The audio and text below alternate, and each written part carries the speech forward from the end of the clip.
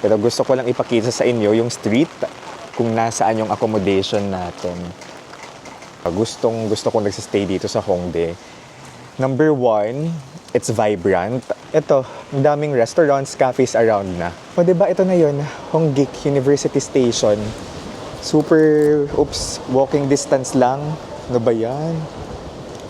Annyeonghaseyo guys, from Seoul, South Korea. This is Dave, the Kuripo Traveler, at nandito tayo ngayon sa accommodation natin. So gusto kong i-share kung saan kayo pwede magstay if solo traveler kayo like me, matipid budget traveler, Kuripo Traveler, and naghahanap ng accommodation in the heart of Seoul. So specifically, nandito tayo sa Happy Tree Guest House in Hongdae. So ang ganda ng location nito, walking distance to train station, to subway station, to bus stop. And ayan, pakita ko sa yung kama ko. So ito ay bunk bed, buti nasa baba tayo. Alright, bunk bed siya. Ayan, comfortable naman laging tulog natin dito. And ito yung may mga saksakan sa kama. Alright, tapos apat kami sa isang room. Ayan. Feeling ko yung iba ay long-term stay. Nabook natin to guys sa Agoda. And nasa 1,113 pesos siya per night. Pero dahil may promo code tayo, naka-discount pa tayo. So around 900 plus yung booking natin dito per night. So okay na, not bad. So 5 days ako dito, yung binayaran ko ay around 4,000 plus. Almost 5,000 pesos. So Gina, diba? If you will travel in the Philippines, Korea, or anywhere else in the world, you can book your travel items, tours, hotels on Klook and use my promo code DaveGinukluk for discount. You can also book your hotels on Agoda and use my promo code DaveAgoda, capital letters yan na, for 10% off on hotels. For activities naman on Agoda, you can use my promo code KuripotAgoda for 5% off on activities. Iko-comment ko yung links na mga pwede ninyong mabook sa comment section. Please excuse the boxer na nakasampay, pero eto, may sampayan sa likod. I think, pwedeng mag-laundry. Pero di ko pa nakita kung saan yung laundry area. Maulan ngayon. Tapos, ito salamin. And then, may locker ka pa dyan. Tapos, ito I think long term talaga itong nag-stay dito. Tayo 5 days lang. Alam nyo naman yung mga travelers, lalo na kapag mga westerns, pang matagalan yung travel. Pero yung nandito sa bed na to, Korean siya. Yung nasa taas ko, medyo cutie. Minsan naka-boxer brief lang, charing. Medyo cutie siya. Western. Puti. Tas dito, di ko sure, di ko pa nakita. Ayan. Dahil Korea to guys, bawal magpasok ng maduming sapatos or tsinelas. Wash the cups and dishes after you use them. Provided naman dito, pwede kayong magluto, I think. Yeah, I think pwede magluto. Nung isang gabi may naamoy akong ramyun. Ito.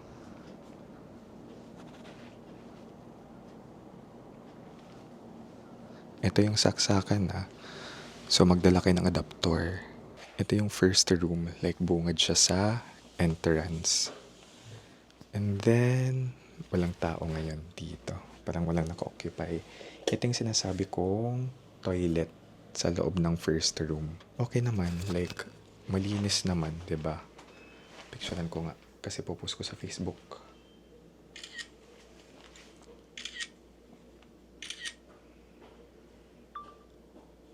Ito yung toilet. Annyeonghaseyo. Okay. Ayan. Umanyong haseyo na ako. May naglilinis na dito. May tagalinis. I think everyday may naglilinis. Tapos ito yung itsura ng bunk bed. Ayan. Tara. Ito, lagayan ng mga sapatos.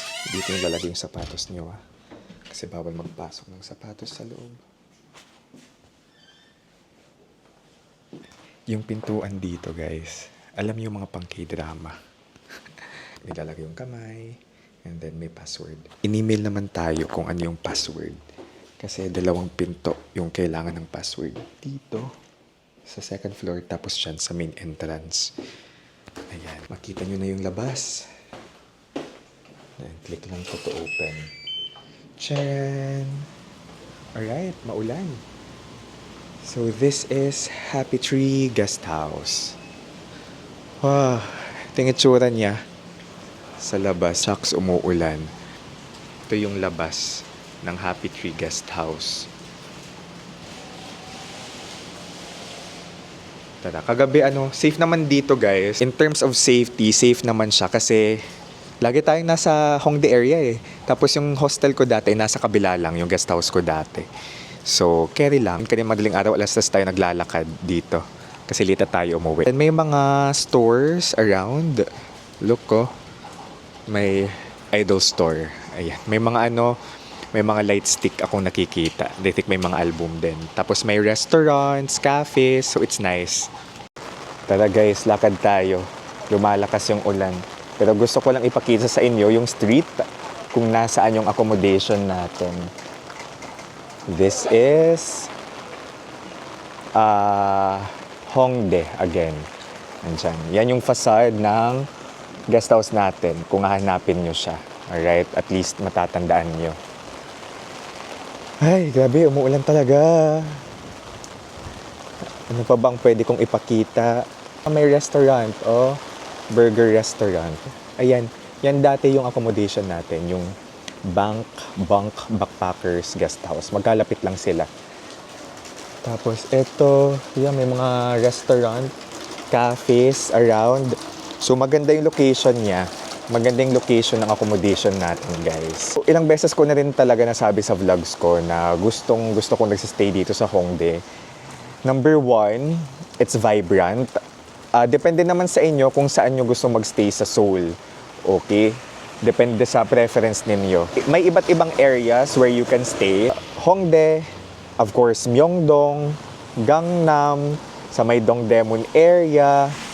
Maraming areas where you can stay. The first time that I was in Korea, I stayed in Myeongdong, Crib 21 guest house. In my 6 times dito sa Korea, 5 times Hongdae na talaga tayo nagstay because I just love the vibe. It speaks to me. Yun, depende naman sa preference talaga ninyo. Ako gusto ko kapag gabi, makapaglakad-lakad pa ako, may makikita pa akong mga stuff. Ang daming restaurants, cafes around na. Magandang magstay dito for me ha. Kung ayaw nyong lumayo, 'di ba? At gusto niyo lang ng area at na accessible sa mga bagay-bagay, then Hongdae is for you. Ay, may cutie. Nakakaloka. Tapos ano pa ba? Dito kasi yung Hongdae, it's the area that never sleeps. Like alas 12, ang dami pa rin bukas na restaurant. May mga tao pa rin sa labas, ayan umuulan. And then kung man-nightlife kayo, ito talaga yon.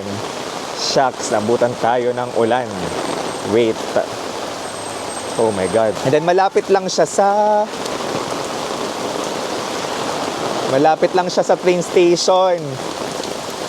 Basta ito yung area ha. Oh my gosh, nakakainis. Inulan tayo.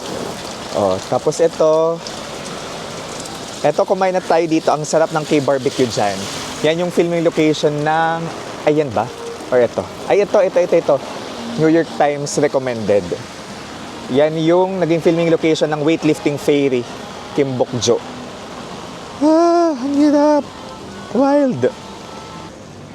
May activity kaya dito? May mga tent. Why do I love Hongdae? And ayan, may direct train line papunta sa airport. Yun. Sa gabi may mga nagbabusking. Alam mo yung live performances. Kaya alive siya. Alive na alive. Kung Myeongdong naman, if mahilig kayo sa shopping, then Myeongdong, super touristy din. I think Myeongdong is the most touristy area in Seoul. And then Gangnam, malayo-layo siya from here sa Myeongdong Hongdae area. Pero kung gusto niyo ng medyo upscale na location, doon kayo sa Gangnam. Nakakasosyal doon, as in. Kayo, ano yung preference ninyo sa mga accommodation? Okay lang ba sa inyo mag-guest house? Or kayo talaga yung ma-hotel? Ako kasi, iniisip ko sa totoo lang ako, yung accommodation, tulugan ko lang siya. Yung igagastos ko sa accommodation, yung perang igagastos ko sa mahal na accommodation, kunwari, isipin ko na sana binili ko na lang siya ng flight ticket or pagkain. at ng iba pang essential kapag nagta-travel. O diba, ito na yun, Honggik University Station. Super, walking distance lang. Ano ba yan?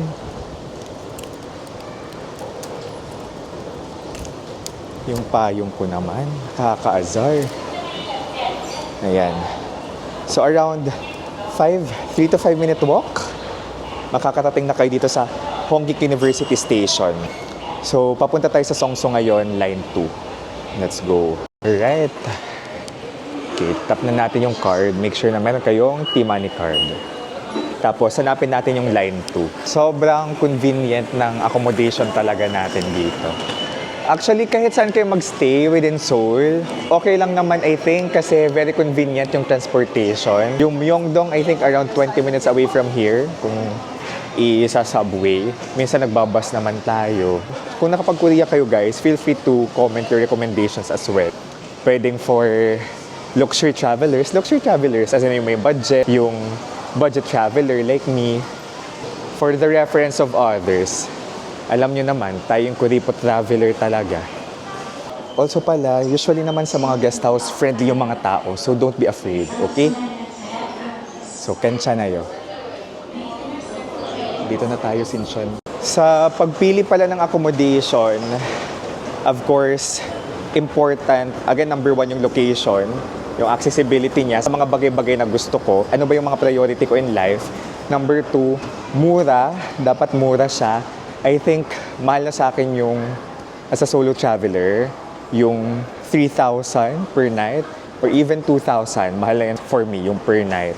Sa mga solo travel natin dito sa Korea, 2 times naman tayo nag-solo travel dito. Both occasions, nag-hostel lang tayo, okay? Or guest house. Of course, binabasa ko rin yung reviews.